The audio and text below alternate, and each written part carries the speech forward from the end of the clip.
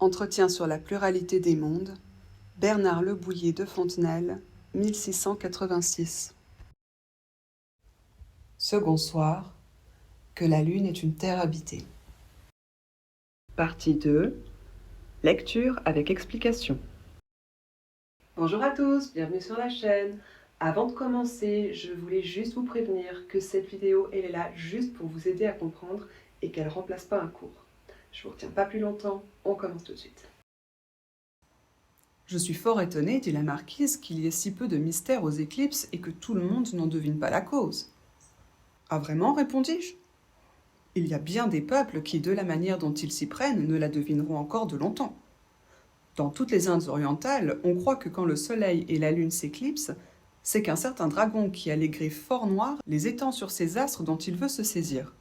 Et vous voyez pendant ce temps-là les rivières couvertes de têtes d'Indiens qui se sont mis dans l'eau jusqu'au col parce que c'est une situation très dévote selon eux et très propre à obtenir du soleil et de la lune qu'ils se défendent bien contre le dragon.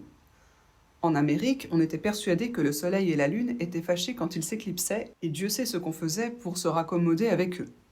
Mais les Grecs, qui étaient si raffinés, n'ont-ils pas cru longtemps que la lune était ensorcelée et que des magiciens la faisaient descendre du ciel pour jeter sur les herbes une certaine écume malfaisante ?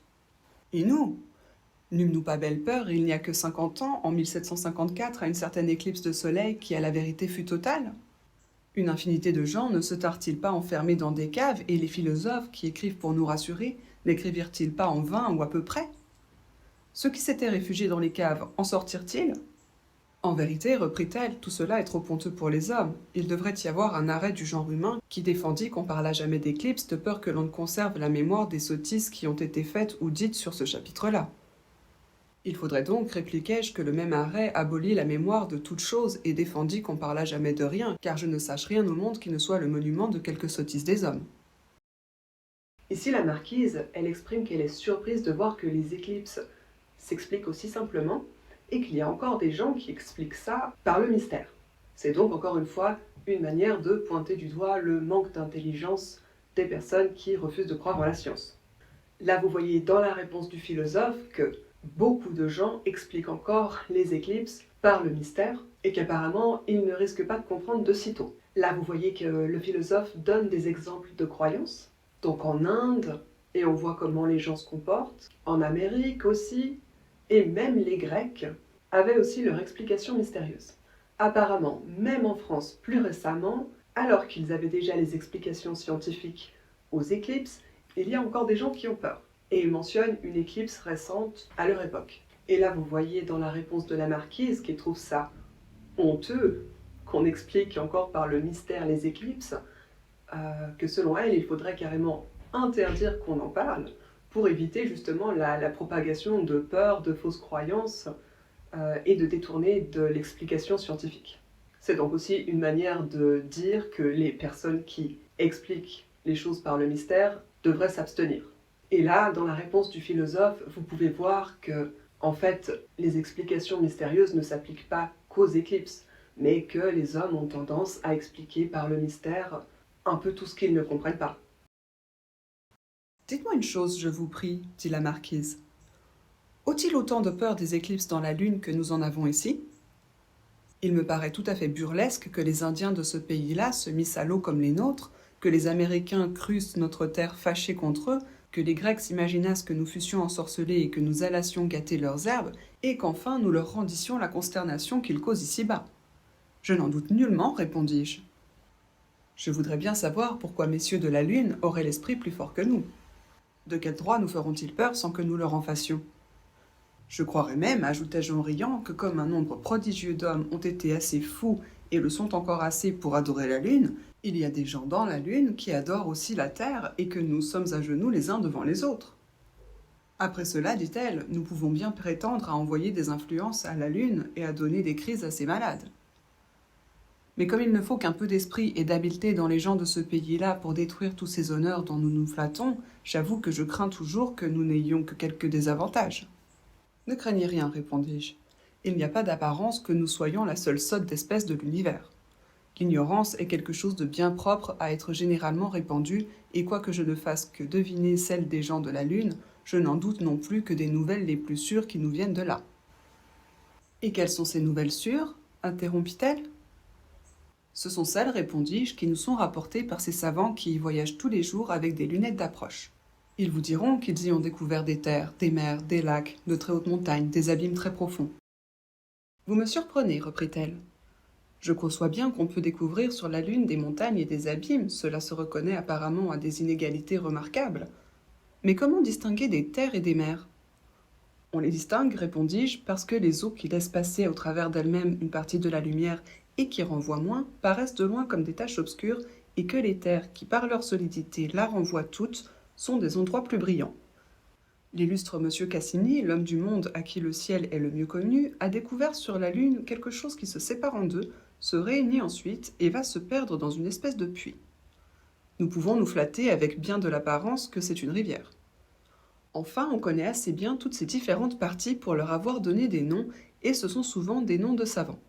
Un endroit s'appelle Copernic, un autre Archimède, un autre Galilée. Il y a un promontoire des songes, une mer des pluies, une mer de nectar, une mer de Chryse. Enfin, la description de la Lune est si exacte qu'un savant qui s'y retrouverait présentement ne s'y égarerait non plus que je ferais dans Paris. Ici, la marquise, elle revient sur les habitants de la Lune et elle demande aux philosophes si les habitants de la Lune ont aussi peur des éclipses que sur Terre. Au passage, elle souligne à quel point elle trouve ça ridicule. Et là, vous voyez que le philosophe lui répond que c'est certainement pareil. Et il souligne encore le ridicule en disant qu'on va carrément jusqu'à s'adorer mutuellement. Que si ça se trouve, on est tous en train de se prier les uns les autres. Et là, la marquise se moque également des croyances qu'on a sur l'influence de la Lune, donc par exemple que les cheveux poussent plus vite quand on les coupe, l'influence sur les grossesses, etc. Et elle imagine que peut-être que les habitants de la Lune pensent que la Terre a ce genre d'influence également sur eux. Et là, la marquise explique qu'en fait, elle a peur que sur Terre on soit un peu désavantagé, parce qu'en fait, il suffirait d'un tout petit peu d'intelligence pour comprendre que toutes ces croyances ne sont pas vraies. Et que donc il suffirait que les habitants de la Lune soient un peu plus malins que nous pour ne pas croire à tout ça. Comme on a vu dans le soir précédent, la Lune et la Terre sont censées être pareilles. Ce qui veut dire que si c'est valable pour eux, c'est aussi valable pour nous. Et que donc, on pourrait faire preuve d'un petit peu plus d'intelligence et arrêter de croire à tout ça. Et là, vous voyez dans la réponse du philosophe qu'il nous dit qu'en fait, certainement que les habitants de la Lune sont aussi stupides que nous, finalement. Et que donc, ils croient très certainement à tout ça aussi. Ce petit passage-là, il sert surtout à démontrer, à dénoncer le manque d'intelligence des personnes qui croient aux explications mystérieuses, pas à nous parler des habitants de la Lune.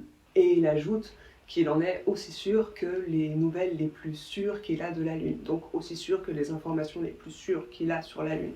Là, vous voyez que la marquise s'y intéresse et demande de quoi il s'agit, et dans sa réponse, il explique que ces nouvelles, ce sont les choses qui sont dites par les savants qui observent la Lune tous les jours grâce à des lunettes d'approche, donc des genres de télescopes, donc des faits scientifiques et établis.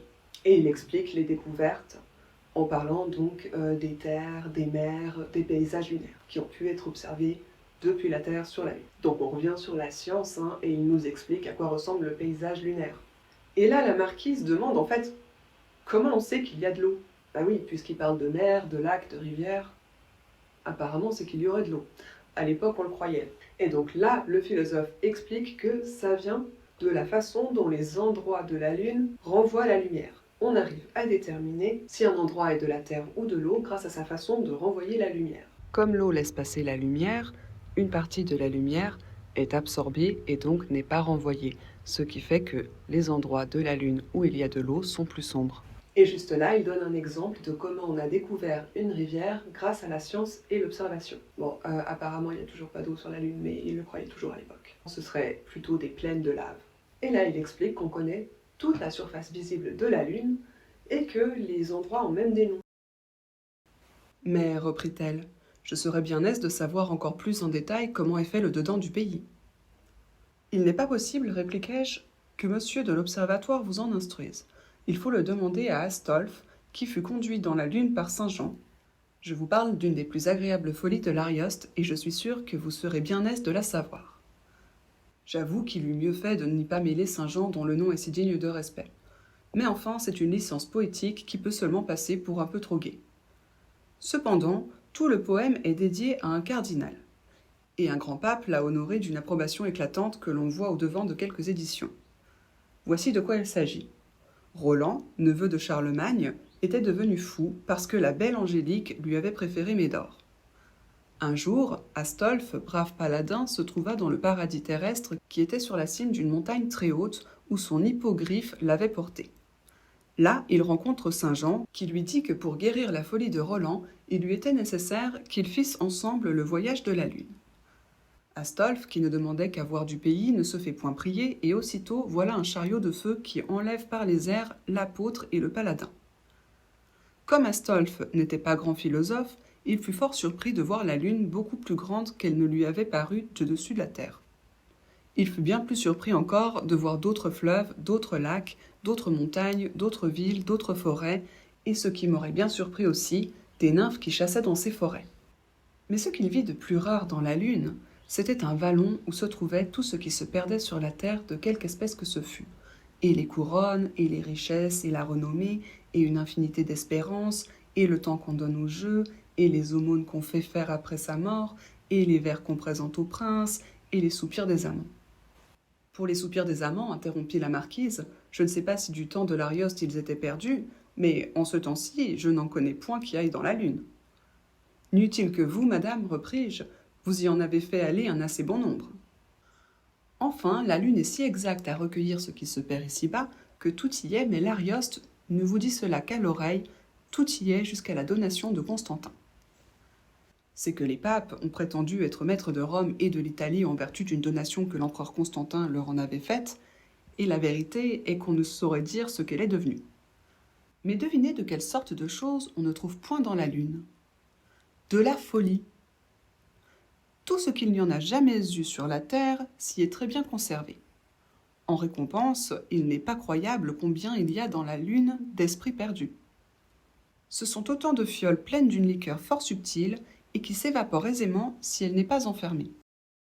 Et sur chacune de ces fioles est écrit le nom de celui à qui l'esprit appartient. Je crois que l'Arioste les met toutes en un tas, mais j'aime mieux me figurer qu'elles sont rangées bien proprement dans de longues galeries. Astolphe fut fort étonné de voir que les fioles de beaucoup de gens qu'il avait cru très sages étaient pourtant bien pleines. Et pour moi, je suis persuadé que la mienne s'est remplie considérablement depuis que je vous entretiens de visions tantôt philosophiques, tantôt poétiques. Mais ce qui me console, c'est qu'il n'est pas possible que par tout ce que je vous dis, je ne vous fasse avoir bientôt aussi une petite fiole dans la lune. Et là, la marquise veut en connaître plus sur l'intérieur du pays, avoir plus de détails, connaître plus en détail l'intérieur des terres, et pas simplement se limiter à quelque chose qui ressemble à une carte, finalement. Le philosophe répond que pour l'instant, on n'en sait pas plus, on n'a pas vraiment de réponse, en tout cas la science n'en apporte pas, et il dit qu'il faut demander à Astolphe. Astolphe, c'est un personnage de littérature qui est connu pour avoir voyagé sur la Lune. Donc là, on va s'éloigner de ce qui est scientifique. Il va s'inspirer d'une histoire, d'une fiction, pour expliquer l'intérieur des terres, pour décrire la Lune. Donc dans le récit, c'est Saint Jean qui emmène Astolphe sur la Lune. Et comme Saint Jean c'est un personnage religieux, l'auteur prend des précautions quand il fait parler le philosophe de ce personnage religieux. Là, il résume l'histoire, donc Roland, neveu de Charlemagne, un roi de France, devient fou parce que Angélique, dont il est amoureux, préfère Médor, donc quelqu'un d'autre, à lui. Astolphe va jusqu'au sommet d'une montagne, au paradis terrestre, grâce à son hippogriffe, un genre de cheval avec des ailes et une tête d'aigle. Il y rencontre Saint Jean, qui lui dit qu'il doit aller sur la lune pour guérir Roland et qu'il emmène avec lui dans son chariot de feu. Astolphe accepte, et là le philosophe décrit la lune telle qu'Astolphe la voit, donc plus grande qu'il la voyait en l'imaginant depuis la Terre. Là vous voyez qu'il y voit des lacs, des rivières, des montagnes, un petit peu ce qu'on sait déjà qui s'y trouve, mais aussi des villes, des forêts, des nymphes qui chassent. Les nymphes, ce sont des sortes de femmes surnaturelles liées à la nature. Et là, il voit aussi un vallon, une petite vallée, où va tout ce qui se perd sur Terre. Comprenez par là toutes les choses futiles et inutiles qui nous font perdre notre temps parce qu'on leur donne trop d'importance. Par ses propos, le philosophe fait comprendre à la marquise, ou l'auteur fait passer le message, que certaines choses que les hommes considèrent comme précieuses sur Terre, auxquelles ils accordent trop d'importance, sont futiles, éphémères, inutiles. Ce passage-là, dans la mesure où il n'a rien de scientifique, il est plutôt là pour nous faire passer un message. Et là, vous voyez que la marquise, elle n'est pas d'accord avec les soupirs des amants, qui sont censées partir dans le ballon avec les choses qui se perdent sur Terre, qui sont inutiles. Elle considère que la passion amoureuse, l'amour, n'est pas une perte de temps, et que les sentiments amoureux ne sont pas des choses futiles. Et là, le philosophe lui répond qu'avec sa beauté, elle a certainement dû envoyer beaucoup de soupirs d'amoureux. C'est une façon de dire qu'en fait, oui d'accord, l'amour n'est pas une perte de temps, mais d'espérer en vain l'amour de quelqu'un, finalement c'est une perte de temps. Et que la marquise qui est si belle, qui est censée ne pouvoir aimer qu'une seule personne, elle a dû envoyer plein de soupirs d'amoureux qui ont perdu leur temps à espérer. Là vous voyez qu'il met carrément la donation de Constantin dans les choses futiles et inutiles. Enfin, dans les choses perdues. C'est donc une attaque envers l'Église. La donation de Constantin, c'était quand même un faux document rédigé par l'Église, de sorte à obtenir des avantages, pour faire simple. Et on a réussi à prouver que c'était un faux. Pas de folie sur la Lune, par contre. C'est intéressant, non? Pourquoi? Tout simplement parce que sur Terre, on a tendance à considérer la folie comme quelque chose d'absurde, donc en fait, on ne lui donne pas trop d'importance. Les esprits perdus, il faut comprendre des idées, des espoirs, des pensées, des intentions humaines qui n'ont pas abouti, comme par exemple des rêves non réalisés, des plans avortés, des efforts inutiles. Et tout ça va sur la Lune. Parce que même si ces idées étaient bonnes, eh bien du fait que ça n'a pas abouti, finalement ça devient une perte de temps. Et ça explique aussi pourquoi il faut aller sur la Lune pour guérir Roland de sa folie, parce que son espoir amoureux, etc., toutes ces choses-là sont parties sur la Lune. Enfin, c'est son esprit apparemment. D'ailleurs, vous voyez que le philosophe dit « en récompense ». Les espoirs, ils vont sur la Lune en récompense. Parce que même si c'était du temps perdu, c'était pas forcément des choses futiles. Et les fioles avec les noms montrent l'importance de chaque pensée. Le fait que l'auteur prenne la décision de les aligner et de les ranger alors qu'apparemment dans l'original, elles sont stockées de manière un peu plus désorganisée, montre l'importance qu'il a pour la pensée humaine, même lorsque c'est pas abouti. Grâce à ce passage-là, donc au moment où Astolphe regarde un petit peu les fioles, il s'étonne de voir que des gens intelligents ont aussi des fioles. C'est une façon de nous dire que même les gens intelligents peuvent perdre leur temps à penser. Et là, vous voyez que le philosophe pense que leur conversation a permis de remplir leurs fioles. Finalement, les idées produites et partagées par le philosophe et la marquise, n'ayant pas de conséquences, ça devient un peu des esprits perdus. Et là, vous voyez que la marquise, qui a aussi produit des idées et des efforts grâce à cette conversation, a aussi sa fiole maintenant. Le bon paladin ne manqua pas de trouver la sienne parmi tant d'autres. Il s'en saisit avec la permission de saint Jean et reprit tout son esprit par le nez comme de l'eau de la reine de Hongrie. Mais l'Arioste dit qu'il ne le porta pas bien loin et qu'il le laissa retourner dans la lune par une folie qu'il fit à quelque temps de là. Il n'oublia pas la fiole de Roland qui était le sujet du voyage. Il eut assez de peine à la porter car l'esprit de ce héros était de sa nature assez pesant et il n'y en manquait pas une seule goutte. Ensuite, l'Arioste, selon sa louable coutume de dire tout ce qui lui plaît, apostrophe sa maîtresse et lui dit en de fort beaux vers. Qui montera aux cieux ma belle pour en rapporter l'esprit que vos charmes m'ont fait perdre, je ne me plaindrai pas de cette perte-là, pourvu qu'elle n'alla pas plus loin. Mais s'il faut que la chose continue comme elle a commencé, je n'ai qu'à m'attendre à devenir tel que j'ai décrit Roland. Je ne crois pourtant pas que pour ravoir mon esprit, il soit besoin que j'aille par les airs jusque dans la lune. Mon esprit ne loge pas si haut.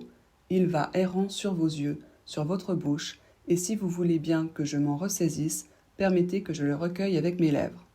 Cela n'est-il pas joli? Pour moi, à raisonner comme l'Arioste, je serais d'avis qu'on ne perdit jamais l'esprit que par l'amour, car vous voyez qu'il ne va pas bien loin et qu'il ne faut que des lèvres qui sachent le recouvrer. Mais quand on le perd par d'autres voies, comme nous le perdons par exemple à philosopher présentement, il va droit dans la lune et on ne le rattrape pas quand on veut. En récompense, dit la marquise, nos fioles seront honorablement dans le quartier des fioles philosophiques, au lieu que nos esprits iraient peut-être errant sur quelqu'un qui n'en serait pas digne. Là, vous voyez que Astolphe trouve sa fiole. Il reprend ses pensées dans sa fiole. L'eau de la reine de Hongrie, apparemment, c'était un parfum. Et juste après, il le repère à cause d'une folie. En fait, sans préciser quoi, le philosophe suggère quelque chose lié à sa nature humaine qui lui a fait perdre son esprit. C'est une façon de montrer que notre nature a tendance à la folie et à faire des erreurs et que beaucoup de pensées humaines se perdent à cause de ça. Beaucoup de bonnes idées finissent avortées à cause de ça. Pour définir un petit peu mieux la folie selon l'auteur, considérer tout ce qui est absurde, vain, inutile, donc un petit peu tout ce qui est caprice, excès ou les idées irréalisables. Pour en revenir à l'histoire de Roland, Astolphe prend la fiole, le philosophe nous dit qu'elle est lourde, donc beaucoup de bonnes idées perdues apparemment. Et juste ici, on a un poème d'Arioste pour sa maîtresse. Et ce poème, il permet de renforcer l'idée que l'amour fait perdre l'esprit. Et donc dans ce poème, Arioste dit que si quelqu'un allait sur la lune pour lui ramener son esprit qu'il a perdu pour sa maîtresse, il n'en voudrait pas, qu'il a déjà perdu son esprit et que si ça continue, il va finir fou comme Roland à cause d'elle. Puis il finit par dire que son esprit est sur ses lèvres et que donc il suffit de l'embrasser pour le retrouver. C'est une façon de dire que l'amour peut faire perdre l'esprit, mais la personne aimée peut nous le rendre. D'ailleurs, il n'est pas censé aller sur la lune si vous êtes aimé en retour. Et la suite de la conversation confirme cette idée que seul l'amour peut éventuellement être récupéré. Et là, la marquise plaisante un peu sur le fait que leurs idées, leurs esprits partent dans les fioles au lieu d'aller errer sur quelqu'un qui n'en serait pas digne. Que finalement, elle préfère perdre son temps comme ça. Mais pour achever de m'ôter le mien, dites-moi, et dites-moi bien sérieusement, si vous croyez qu'il y ait des hommes dans la Lune. Car jusqu'à présent, vous ne m'en avez pas parlé d'une manière assez positive. Moi ? repris-je. Je ne crois point du tout qu'il y ait des hommes dans la Lune. Voyez combien la face de la nature est changée d'ici à la Chine. D'autres visages, d'autres figures, d'autres mœurs, et presque d'autres principes de raisonnement. D'ici à la Lune, le changement doit être bien plus considérable. Quand on va vers de certaines terres nouvellement découvertes, à peine sont-ce des hommes que les habitants qu'on y trouve. Ce sont des animaux à figure humaine, encore quelquefois assez imparfaites, mais presque sans aucune raison humaine. Qui pourraient pousser jusqu'à la Lune, assurément, ce ne seraient plus des hommes qu'on y trouverait. Là, la marquise revient sur le sujet des hommes de la Lune et elle utilise bien le mot « homme ». Et elle lui demande s'il pense qu'il y en a, parce que selon elle, il n'est pas très positif à ce sujet. Et là, vous voyez que le philosophe dit qu'il n'y croit pas du tout. Et ça semble assez étrange parce que ils ont eu quand même beaucoup de discussions à propos des gens de la Lune. Il a quand même bien dit que selon lui, la Lune était habitée. Et là, il explique qu'en fait, il croit que la Lune est habitée, mais pas forcément par des hommes, que ça peut être quelque chose de très différent en fait, tout simplement. Et il explique pourquoi en disant que d'un endroit à l'autre de la planète, si on regarde, tout est différent. Les gens, le mode de vie, la nature, et que donc très certainement que sur la Lune, cette différence est encore plus marquée. Et là, il nous dit de nouveau que ça ne serait donc peut-être pas des hommes.